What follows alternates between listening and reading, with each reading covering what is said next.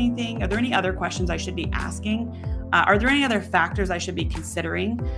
Is there anything you want me to zoom in on? Is there anything you really want me to focus on? Here are the 4 things that I could imagine would be important for us to focus on. Which of these do you think I should focus on most? So you're really engaging them in the process as if they're a peer and y'all are figuring this problem out together. The second tip that I have is around engaging the interviewer. It's kind of related to changing your mindset, but first you have to flip the bit on your mindset to say, okay, this person's a peer, we're solving this problem together. Now that I've got the mindset that we're in this together, now I want to figure out how to actually engage them to get more information that I'll use in my simplification and synthesis process, and also engage them to make sure that if I'm missing something big, they have the opportunity to give me that, point me in a certain direction so they can get the signal that they need on the question, and also so that it's engaging. Hello, good morning.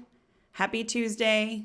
Happy start of the year. Happy 2023 to everyone. It has been a few weeks since we've gotten together for this YouTube live AMA. So I'm hoping that you have some great questions this morning. And also for people that were delaying their job searches till the start of the year, welcome to 2023. This is going to be the year that you switch into the job of your dreams. And I'm so excited to be part of helping you get there. You'll notice a few changes to the YouTube channel. So it is now a Coach Erika focused YouTube channel. I am Coach Erika. I am the founder of CodeYellow.co, and I help people who are looking to either pivot into tech, up-level themselves in tech, make a promotion, lateral, or find a different role within tech at a larger, better company that they're more excited about. I help people do this from how to tell their career stories in their resumes, how to network and get referred into a job, how to pass your recruiter screen, how to pass your first round interviews, and then of course, how to get through your on-sites, negotiate your offer, and get paid what you're worth. As I always do, I will take questions as they're asked in the channel.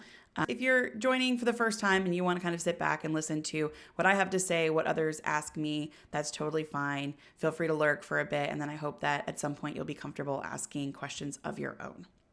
So today I want to focus on questions that you have coming into 2023. 2022 was a very weird year. This time last year, we were all like, layoffs, what are those? We were thinking crypto was in a good place. We were looking at the job market, looking at our 401ks. We were seeing 20% returns year over year since the beginning of the pandemic, and a lot changed in 2022. So we saw our, I don't know how many crypto winners it's been, but that has just started. The enthusiasm about crypto and Web3 is at maybe an all-time low.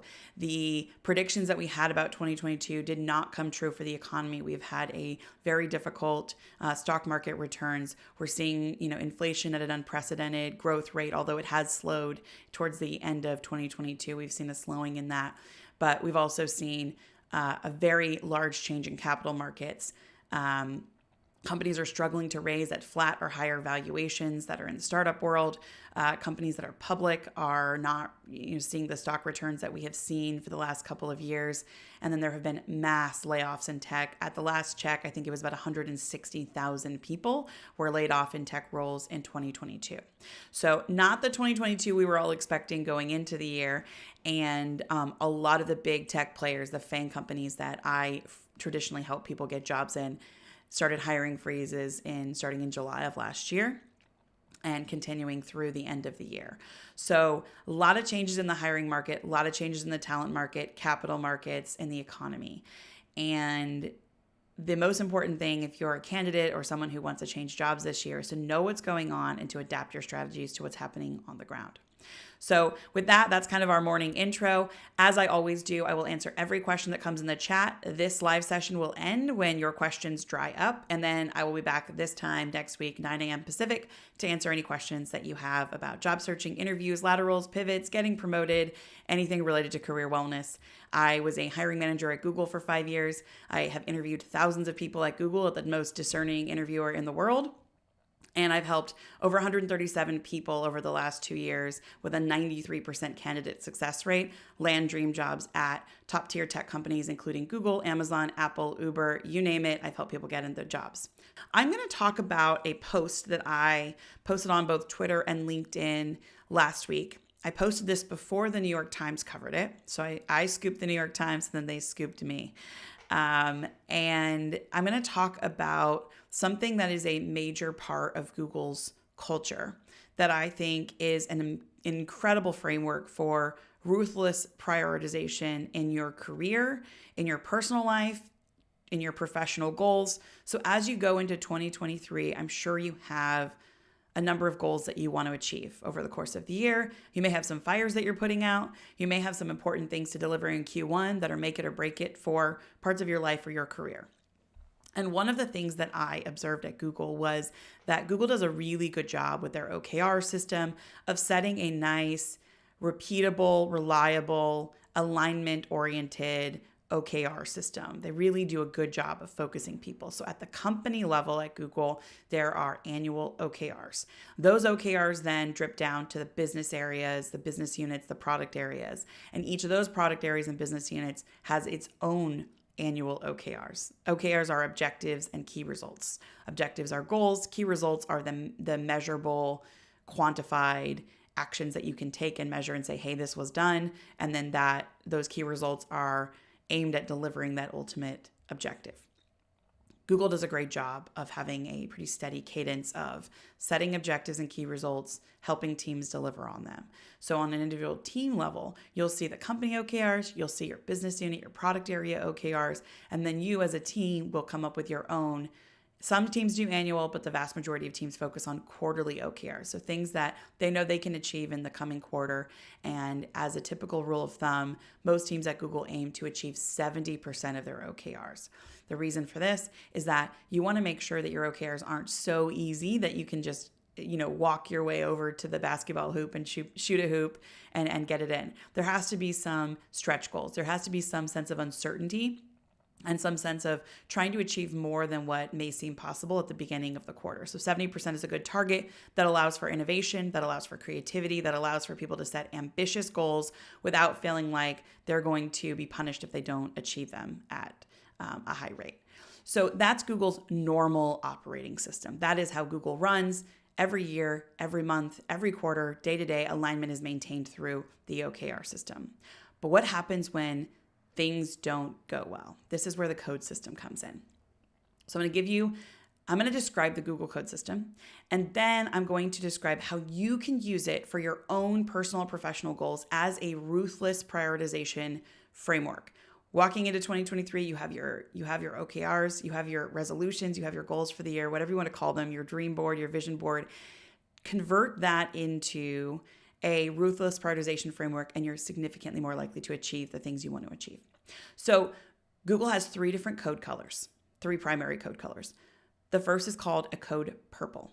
Code purple is identifying an area that is unsolved, an unresolvable problem in Google's world. So examples of code purples would be that there's never enough compute capacity in the world. So we're using compute right now to deliver this live stream to you. What that means is there are servers operating in the background that they have a limited capacity, and they are churning, and trying to make sure that every piece of the internet and our digital world is delivered to us every day, but there's never enough of it. And so Google has a code purple. They call it a code purple on compute capacity because they can actually never have enough capacity as the world is growing, as people are getting more on the internet, as high bandwidth internet is more pervasive. There is a need for more compute, and they can never build fast enough. So by calling a code purple, what Google is saying is we are going to invest in this area with very few questions asked. Until we uncall this code purple, it is a focus for us. We don't have the exact solution. Nobody should be working through the weekends to try to solve this. But when you want us to invest in your teams, in your algorithms, in your hardware, in a new data center, we're not going to torture you with questions. We're not going to make you prove why this is valuable. We know it's valuable. We're saying it's valuable. It's a code purple. And so the way that I see code purples translating really nicely into our personal lives is think about a skill you want to develop that could take an entire lifetime to develop. For me, it's writing. I have never been a particularly gifted writer, but I really love communicating my ideas, sharing my tools and frameworks with others. So I've called a Code Purple on writing.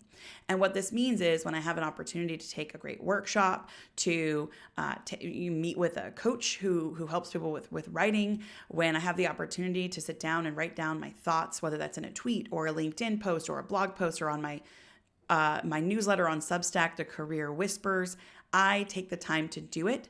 I ask for feedback. I use apps like Hemingway to improve my sentence quality, my reading structures, my writing sentence choices, the words that I use. And I am constantly investing in this area, knowing that I'll probably never be the writer that I want to be. But by investing, by taking the class, buying the tool, making the time, I'm going to, over time, get much better at writing.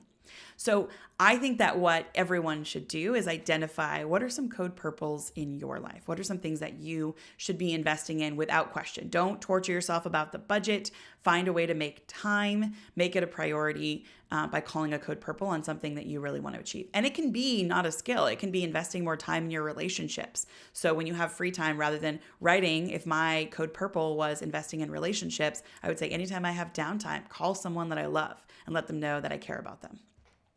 So that is an example of a code purple. Another example, like a Google specific example of a code purple, would be this concept of machine learning and data. There will never be enough data to train perfect machine learning or AI algorithms. We've all seen all of the excitement about ChatGPT, which is the open AI tool for generative AI. And we all know that it is very confident and sometimes very wrong. That all happens because the underlying data are fundamentally confident and wrong. And so the problem with that is that we can never generate perfect AI or perfect machine learning models because there just isn't enough correct, precise, and accurate data out there. So you could call a code purple on that. And what that would mean is if a machine learning practitioner at Google needs access to more data, they don't have to write a business case. They don't have to write up a document saying, this is why I need access to more data. If they need to spend money, if they need to join a professional organization, if they need to run a study to collect data, they are allowed to do that without a lot of questions asked because it is a code purple. All right, so that's our first code color. The second code color is called a code yellow, but first I need to explain for code yellow and code red, which are our next two code colors, how these things come to be. So a code purple and code yellow, code red, all of them can come to be from individual teams. So teams can call a code purple, a code red, or a code yellow on themselves, or they can be called by the leadership team. And this can be leadership at any level. And by doing this, they are saying, hey, we see something and we want to create focus in this area. Each of the code colors creates a different sense of urgency about the focus and provides a different level of resourcing to focus on that problem. But anyone at Google, any team, any leader can call one of these. And then what happens is the leaders above them may disagree, they may agree, and then provide the resources. They may disagree and say, hey, actually, this isn't a code and this is why. So that is how code reds, code purples, code yellows get called within the Google code system. So now I'm going to talk about a code yellow. And I'm very partial to code yellows because I was a code yellow leader once at Google. So first I'm going to explain how code yellows come to be. So generally code yellows are called by the team or called by management. And they say, hey, we have this significant problem. This is a major near-term risk or a business risk or strategic risk. It is near-term. It's going to happen in the next year, next quarter, next month. An example of this would be at the beginning of the pandemic, everyone went to video conferencing very quickly. Google Meet had always had a video conferencing tool, but their bandwidth optimization, their compression algorithms weren't ideal. They weren't really set up for doing webinars, webcasts, large scale video conferencing, and it wasn't everyone's go-to. So people started using Zoom. Zoom had an incredible year in 2020 at the beginning of the pandemic. So you could imagine that team at Google that already had the technology, already had the product for video, would call a code yellow and say, hey, we have this tool. Zoom is eating our lunch right now. We can provide this for free or low cost to people, but we need more resources to solve this problem. Another example of a CodeYellow that teams often call on themselves is they realize that every time they ship a new feature, the app that they're building, the product that they're building is getting slower and slower and slower. When they call a CodeYellow, what they're saying is we need to invest in refactoring. We need to stop shipping new features that are slowing down the app, and we need to figure out what we can do to improve our code quality, the speed and efficiency of our app. So they might call it CodeYellow to fix some parts of their infrastructure and their code to resolve their problem. So the way that it will work is the team or the management will identify this problem, the Zoom problem, the code speed problem, and they'll say, hey, we're calling a CodeYellow, and the first thing that happens is they appoint a CodeYellow leader. Usually this is an engineering manager, and that CodeYellow leader drops everything that they're doing. And the first goal that they have is to identify exit criteria. CodeYellows cannot be entered into without specific, clear, precise exit criteria. The exit criteria might be the app needs to load in less than 0.1 seconds. The exit criteria might be that Google Meet has the exact same, bandwidth quality of Zoom. It might be that they need to add the vanity features and the filters of Zoom, but very specific exit criteria before any further resources are unlocked to resolve the CodeYellow exit criteria. Then the CodeYellow leader will assemble a dedicated team. So they'll say, in order to achieve this exit criteria, I need the following resources in terms of people, time, and budget. And those people will join the CodeYellow team. They will abandon all of their other work, including their team's priority OKRs. They will no longer be on on-call duty, which is something that software engineers have to do in case there's a bug in the middle of the night. And they are 100% dedicated to the CodeYellow until the exit criteria are achieved, or until their contribution to the CodeYellow, the specific tasks that they are uniquely positioned to solve, are resolved. And then the code leader is required to ship daily updates on what is happening in the CodeYellow and the progress towards the exit criteria. The list of people that is required to receive those updates includes, of course, management, the CodeYellow team, and then also the teams who have lost their team members to the CodeYellow. So they can kind of keep track on, when is this CodeYellow going to be over? When am I going to get my team member back? And then once the CodeYellow is complete, the exit criteria are satisfied, the team immediately is released back to their normal work. And as a sweetener, the entire team usually gets a pretty nice bonus to thank them for achieving that exit criteria, for prioritizing the wellness of the business and the product, and for doing it as efficiently and effectively as possible. So CodeYellows are really important when you realize that something isn't going well in your product, which if you think of yourself in the talent market as a product, you are the product of you. You are the product of the talent. In your own personal life, you are the product that you are honing over the course of your lifetime. And so when something is going wrong, you can call a CodeYellow to say, hey, this is going to affect my wellness in a month, in a quarter, in a year. I see exactly what needs to be done, but I need to take a lot of other things off my plate to make this happen. But it's a P0. It's really important, so I need to make this happen.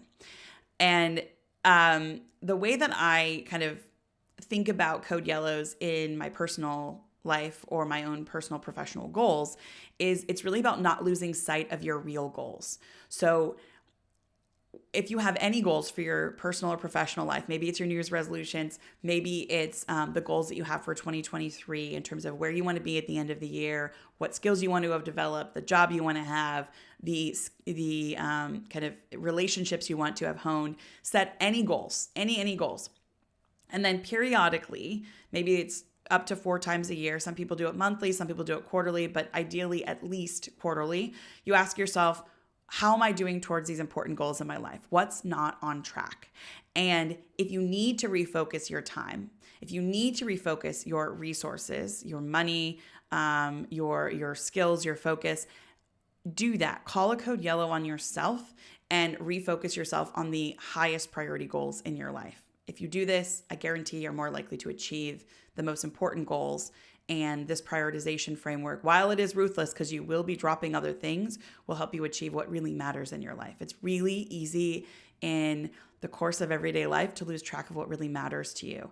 And by setting goals and then periodically reviewing them monthly or quarterly, asking yourself what's off track, if the only answer to getting something on track is to spend more time, money, or resources on it, you should do that. So I do want to take a small aside and tell you a little bit about the CodeYellow that I led at Google. In 2019, I was tapped on the shoulder by the head of software engineering for the part of Google that I worked in, which is called Verily Life Sciences. It's technically a separate company, part of the Alphabet umbrella. We're not going to go into that. But I was an engineering manager at the time, and I got tapped on the shoulder to lead a CodeYellow to resolve a problem with how quickly we could launch new clinical studies on the clinical studies platform product that I was working on. And it was such an illuminating experience to see how quickly we were able to identify the problem, be really specific about what it would take to exit this problem, what success really looked like in the most lean and ruthless way. And in our case, it was the ability to launch a clinical study within 3 business days. And it was taking over 6 weeks at that time. So it was a pretty ambitious goal to go from 6 weeks to 3 days. But that was the exit criteria. And we had to prove that we were able to do that by launching a study in 3 days.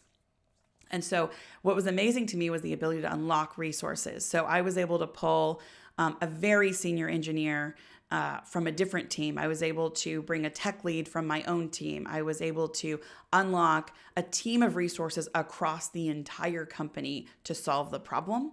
And then as the code leader, I was responsible for organizing the work, shipping daily updates, ensuring that we were making progress every single day towards this goal, ensuring that if there was work that wasn't delivering the results that we wanted, then we would refocus on the work that was, and ensuring that we were meeting that exit criteria. It was one of the most interesting and in some ways stressful, but in a lot of ways also very focusing, and it was relaxing almost to focus on one specific problem and to be able to just obsess over that one problem for the 2-month period that I was working on this CodeYellow. It was hell in a couple of ways. It was a lot of work. It was hard to ship that update every day. There were days where I was like, we've done so much work today, but we don't have any proof that we're further towards the goal, but I'm confident we're getting there. And so figuring out how to communicate efficiently and to ship communications every day was a real challenge. But ultimately we did it. And a cool story is that at the beginning of the pandemic, the president of the United States went on live television and said, Google is going to solve COVID testing for us. And what ended up happening was that team that I was on, the team that had built that functionality, actually ended up launching a COVID testing site within 3 business days using the features and the infrastructure that my team had built in the CodeYellow. And it was insane to watch the president of the United States say that Google's going to solve this problem, and then to have the thing that I had just done a few months before get put to the real test to fulfill that promise on live television to the entire American public. So I'm really proud of what we accomplished as a team, and I would do it again, but I would make sure I was very rested going into it. So I have used the CodeYellow framework in my own life to focus on the goals that matter the most to me. And I have an annual reflection process. I have an annual goal setting process. And then I have a quarterly review. It's almost like a quarterly business review where I sit down and I assess, where are we really at? What are the things that have changed over the course of this quarter? What are the things we still need to achieve? What are the things that I have achieved? Do we want to reprioritize? And then if we reprioritize, is there anything that needs more focus? Do I need to call a CodeYellow if we have too many priorities that I want to achieve? Which is the one that we're going to really focus on? Okay, so that's all about CodeYellows. So the next one is the Code Red. So Code Reds are called when there is an immediate financial or strategic business threat. This can be because you have a major security breach, you've lost a bunch of customer data, fires at the data center. They actually do happen, and they're very dangerous, and they're also really bad for business. I mentioned the compute problem at the beginning in the Code Purple section. A code red can be called when you have a data center that's entirely down, which significantly reduces compute capacity in that local region. Another example of a reason you'd call a code red would be some major revenue driving product, some part of Google Cloud that is used as the infrastructure underpinning thousands of businesses, hundreds of thousands of businesses is down, and you can't resolve it even with rolling back the software changes.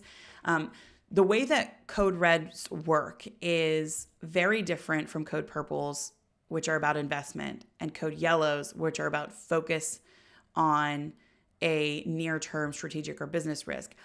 Code reds are all hands on deck. You don't take lunch, you don't take naps, you don't sleep much. You focus on solving the problem as quickly and robustly as possible. And because they are all hands on deck, they are more important than anything else. Everything else is dropped. Entire teams work around the clock to solve problems like this. Because of that, the exit criteria here are extremely important. You need to be very precise. What specifically needs to be fixed? And it's not about fixing the long-term problem. It's about fixing the fire that's right in front of us. And so what happens is management usually calls these. Sometimes teams will call them on themselves. It is usually for an entire team or product area. There is a code leader appointed. The exit criteria are established. And then from there, it's all hands on deck. Every other OKR for that business area, for that team, for that product is completely on pause until this problem is solved. Resources are unlocked. For example, the ability to bring in other people from Google on other teams is now unlocked because you have called a code red on yourself. The code leader is going to ship multiple daily updates until the threat is contained.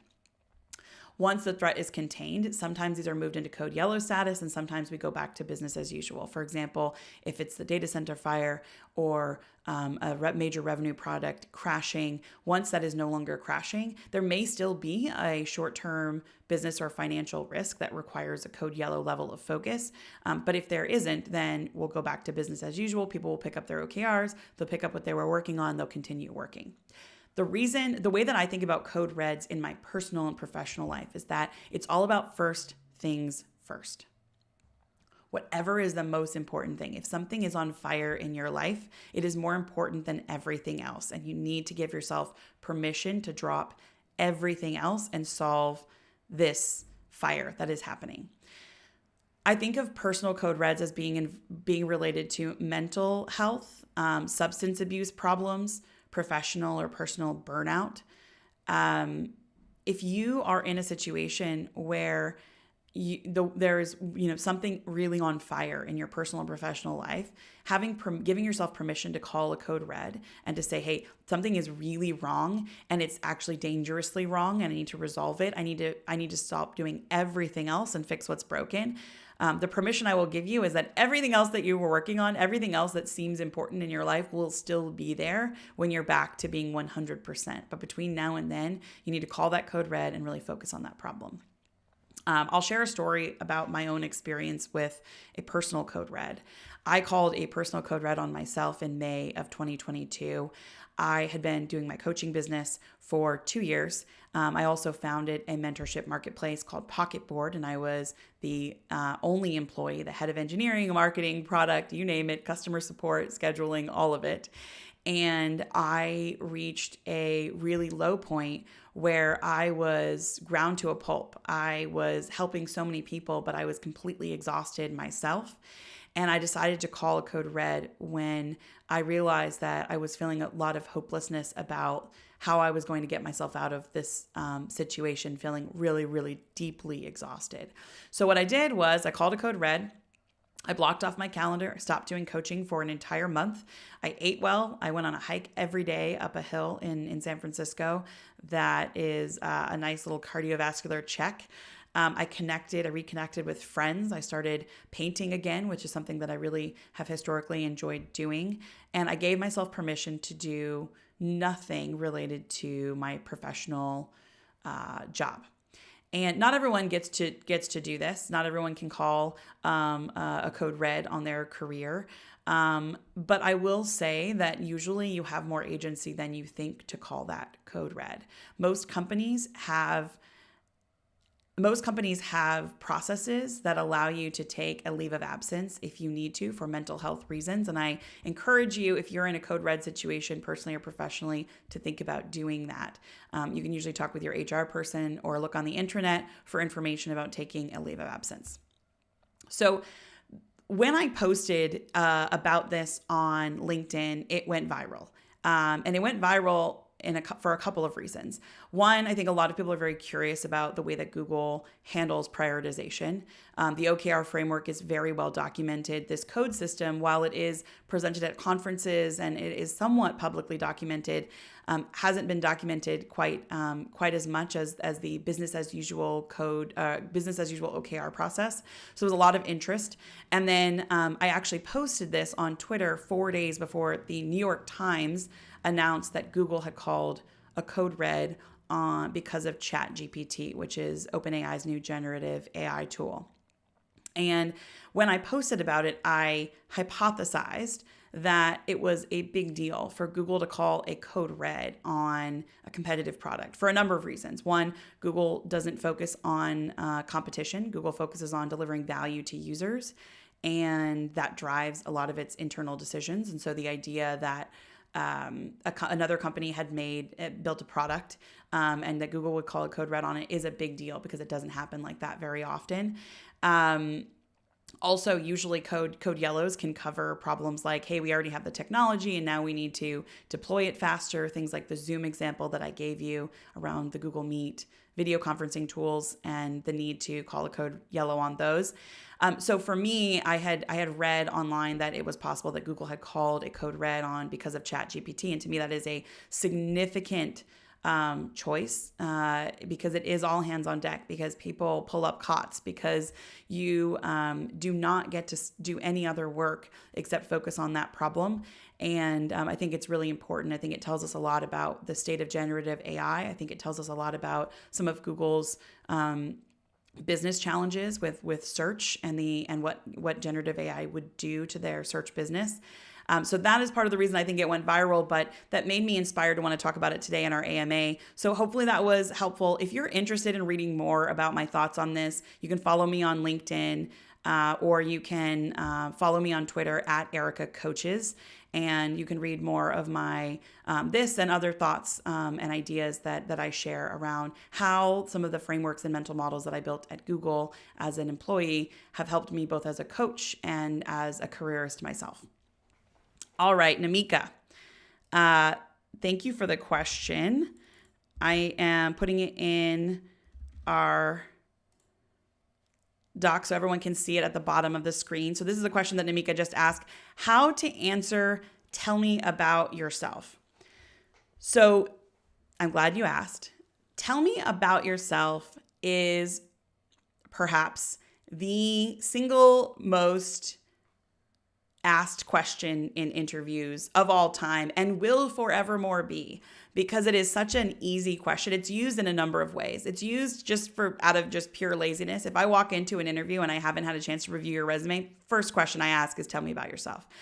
And and then it's also used to get a sense of how you talk about yourself professionally, even if I've read your resume. What do you focus on? What are you spending more time and energy talking about? It tells me a lot about your interests. It tells me a lot about, whether you have a lot of recency bias.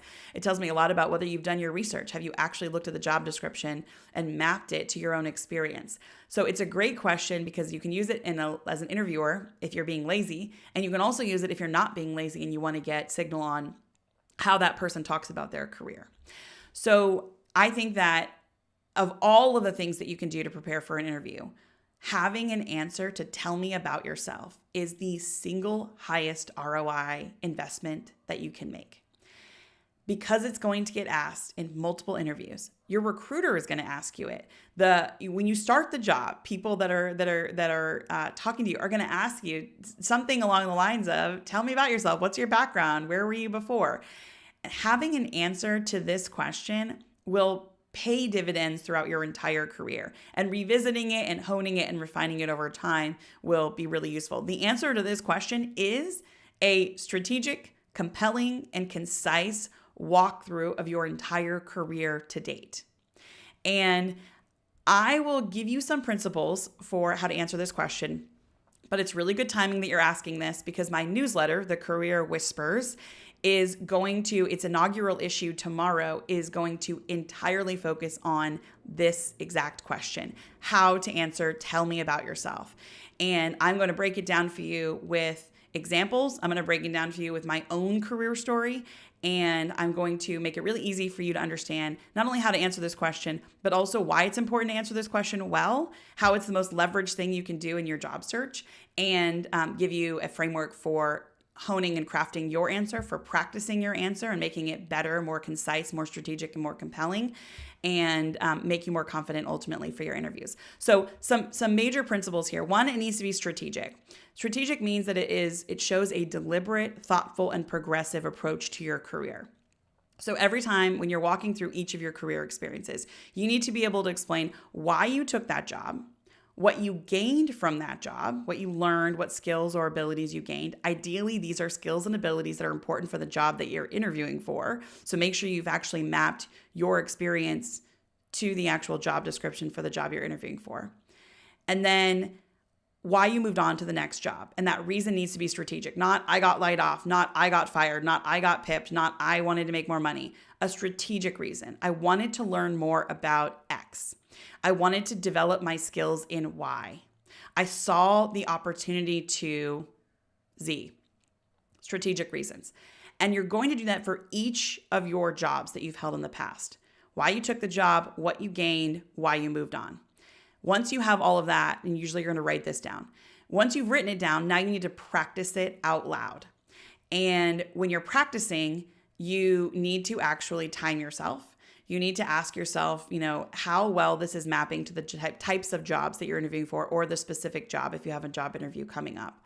How well is this mapping? You need to record yourself so that you can actually play it back. There's a lot of verbal cues that we make. There's a lot of body language cues that we make that the interviewer will see. But if you just practice out loud verbally without recording and without video, you're going to miss a lot of non-language cues that you can improve and hone your answer. Once you've practiced this and you've got it to a pretty concise, strategic, and compelling career story for your past, then you're going to practice with other people. Other people are important to practice with because you should always practice interviews the way they're conducted, which is out loud with another human who is interacting with you. So that human can tell you, this is the one part that really stood out to me, or you can see if their eyes start to glaze over. You can kind of see if they're looking bored. This will help you understand what you need to do to improve your answer. So that's kind of my quick and dirty tips on how to answer, tell me about yourself. So you're going to walk through all of your career experiences. You're going to identify why you took each of the jobs, what you gained from those jobs, ideally what's mapping each of those kind of gains to the job that you're interviewing for, why you moved on to the next job. And if you are asked this question in a job interview, I want you to take it one step further. And I want you to answer for them why you want this job. You only need to have one single decisive reason for wanting this job. So you don't have to give them a litany of reasons. You don't have to give them 5 reasons. You don't need to tell them how much you love Google and Google's products. Just one good reason. And by good, I mean strategic. It builds towards your ultimate career goal. It helps you develop a new skill. It is going to grow you in an area that is important to you, or it represents some sort of intellectual curiosity of yours. All of these are good prompts to get you thinking about your one single decisive, good, strategic reason for wanting this job. So you're going to walk through all of your career experience. You're going to say, and I'm really excited about this job for this reason. That's it. That's your answer to tell me about yourself. Hopefully that was helpful. If you're interested in learning more about this, there's 2 ways that you can learn more about this and also actually practice it for yourself. There is so much to gain by learning how to answer this question well. And so I talk about it quite a lot. So if you follow me on Twitter at Erika Coaches, you'll see a lot of threads that I've posted about this. This week, in fact, tomorrow, I'm publishing the very first newsletter edition of the Career Whispers. And the first article will talk about how to answer, tell me about yourself, step by step. And then the third resource is my digital course, First Round Ready, which is linked in the description in this YouTube video. In that First Round Ready course, I walk through all of the things that you need to do to prepare effectively for a first round interview, including crafting a strategic, compelling career story and answering the question, tell me about yourself and why do you want to work here? And I include a workbook that allows you to write down your answers, hone them, improve them, practice them, a self-coaching ritual, a self-coaching scorecard that allows you to hone in your timing, your beats, your content, and get it to a place where it's going to have the emotional impact that you want in your interviewer. And then just one last final kind of motivator for why it's important to learn this. This is typically the first question that's asked at the beginning of a job interview. Tell me about yourself. And because of that, it's your opportunity to start this interview off on the right foot, to start with something strategic and compelling and powerful. It unconsciously biases me as the interviewer toward you. No matter what else you say after that, you've already gotten brownie points in my mind by having a strong, powerful, strategic, and compelling answer to tell me about yourself. So like anything else, first impressions matter a lot. And this is the ideal way to make a great first impression in an interview. So invest in your career story and make sure you have a great, concise, strategic, and compelling answer to tell me about yourself.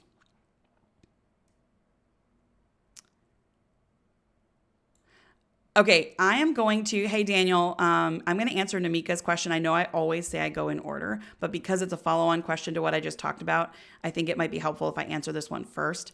So hold on, let me copy this. Is there any limit I need to stick going back in my career timeline? So I want to make sure I understand this question. Is there any limit I need to stick going back in my career timeline while explaining about my career journey? So I'm going to answer two questions. I think this could be two questions. One is there any limit to how far back I go? And then another question I think you could be asking is there any time limit? Both of these are great questions. You don't need to limit how far back you go.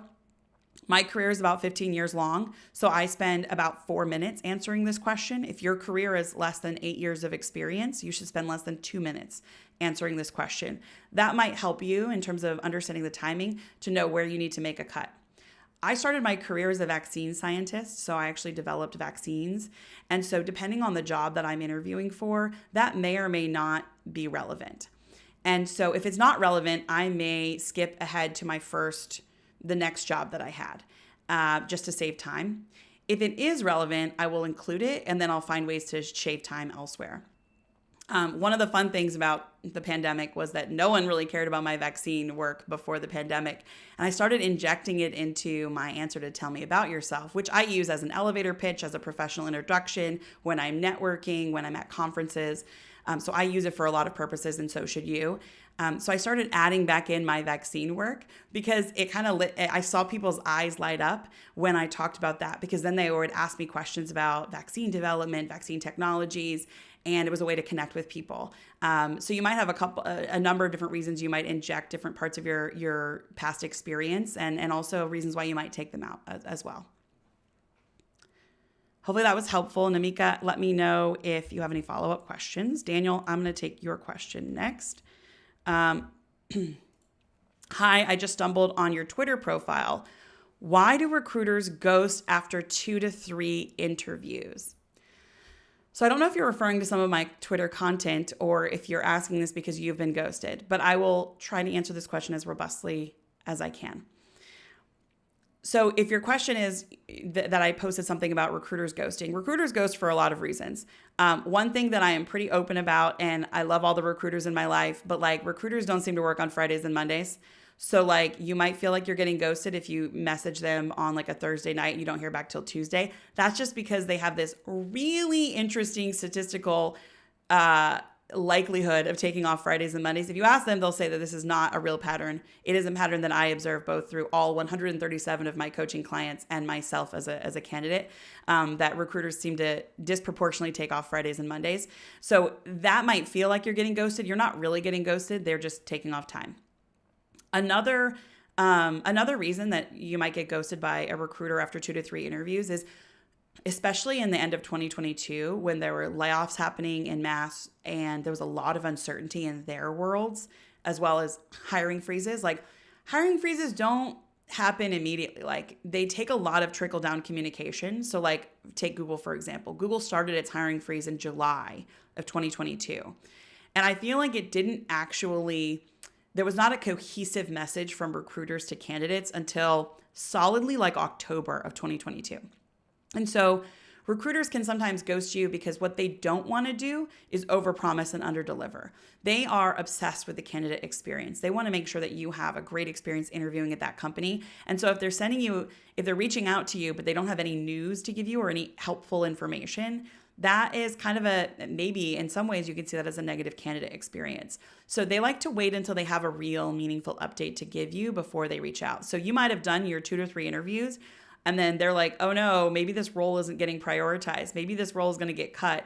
I don't want to tell them that because I don't want the candidate to freak out because it's not a sure thing yet. But I'm going to wait until I have some real solid, verified information to give the candidate before I reach back out. So that might be another reason you would get ghosted after 2 to 3 interviews.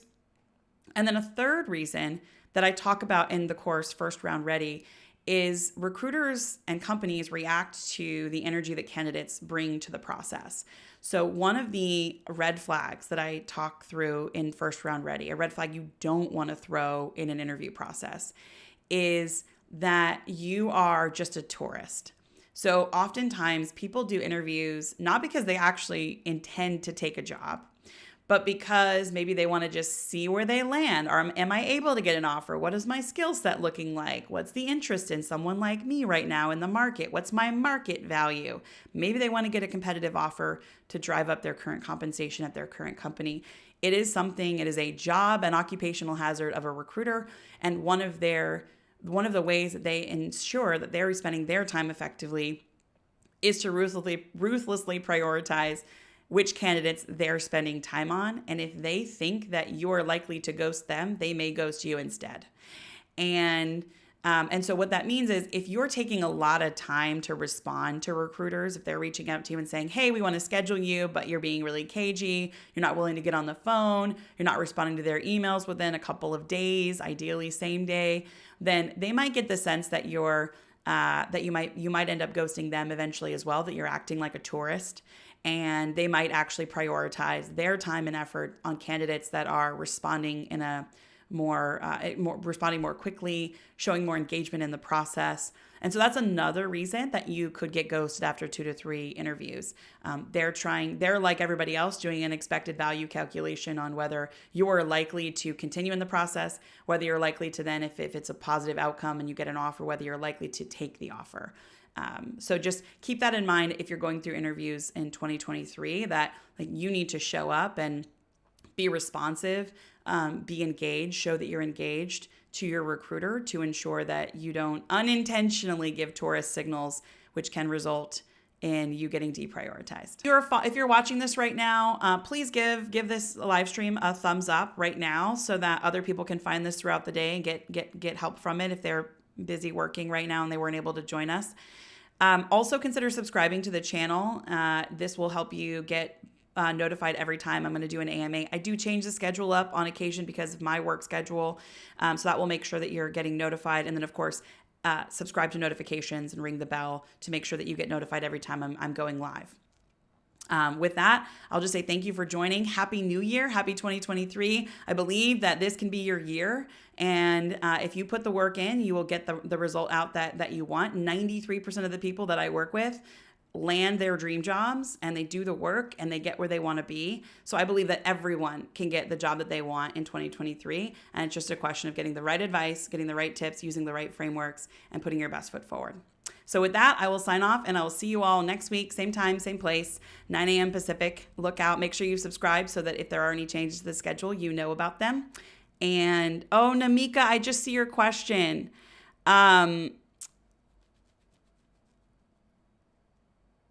Yeah.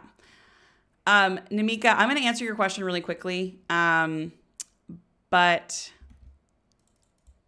because it's a great question. I also recommend, by the way, for Namika, Daniel, anybody else who's watching right now, I have a community called Dream Job Ready. It's completely free, and you can find the link. I think the link is in the description right now to this video.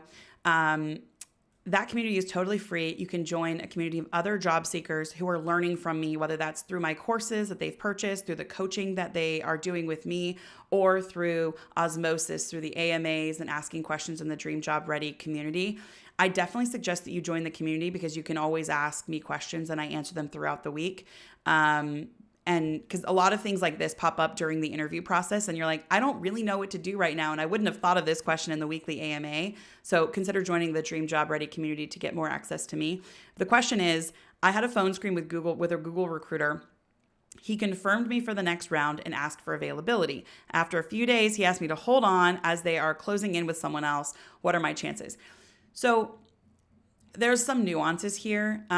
One nuance is that Google generally is always hiring. There is a hiring freeze right now. It is going to be falling over the next couple of months. And so, yes, this role might be locked up by someone else and they might take the role.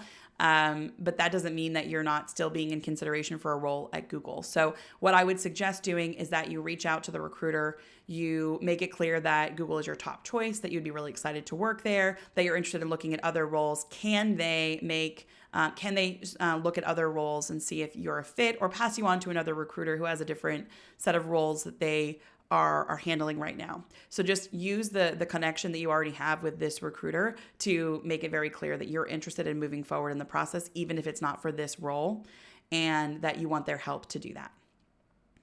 All right, that was last question. Hopefully that was helpful, Namika. Feel free to join the community where you can ask questions as they pop up during your interview process. And of course, really wanted to send you best of luck on your interview processes, and I will see you all next week.